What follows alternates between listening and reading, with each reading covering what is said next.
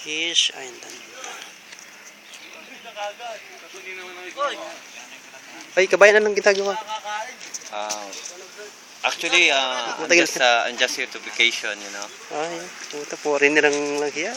Yes. And, saka, I just want to visit our kababayan. I just want to see what they're doing here in Kish. Ayun. That's all. Puta. Chef, dito ka, chef! Babati tayo eh! Kaya, Okay. So, do you have any i-upload ko to question sa for ano. me? Ha? Do you have any question for me? Wala na, sir. Okay. Clear na yun. Pinapahaba mo Wala. lang yung exposure mo Actually, sa ano. this life in Kish is very difficult, you know. Ayun. And, I hope and I wish someday I can help them. Most of these people, you know. Okay daw, tutulungan daw niya. Magandang hapon po. Gabi na po pala. Ito ako sa Kiss Island ngayon. Binabati ko nga po pala yung mga kamag-anak ko sa Cabanatuan. Yung dalawang asawa dyan. Kamusta na? Ikaw, sir, sino babati mo? Wala. O, si Chef, oh. Ano yun, sir? Oh, masarap yan, ah. Nakahuli nga ang pating. Sigurado yung masasave mo yan. Oo. Masisave yan ha.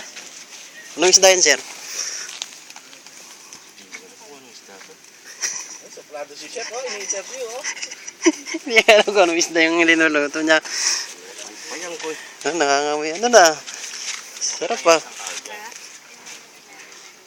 Ayun. Mga kabayan natin. Malaki lang yan. Okay lang isang kawan. Mga ibang kabayan nagluluto ng hapunan. Then, marami pang parating. So mamaya dagat na.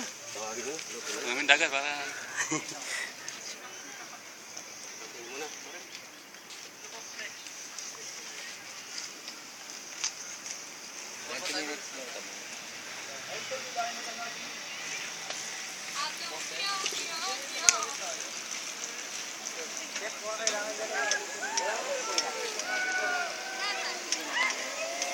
Ayos, ah.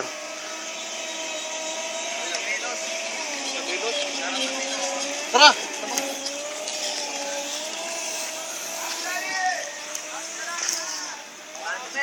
Utot mo! Anong Suka mo!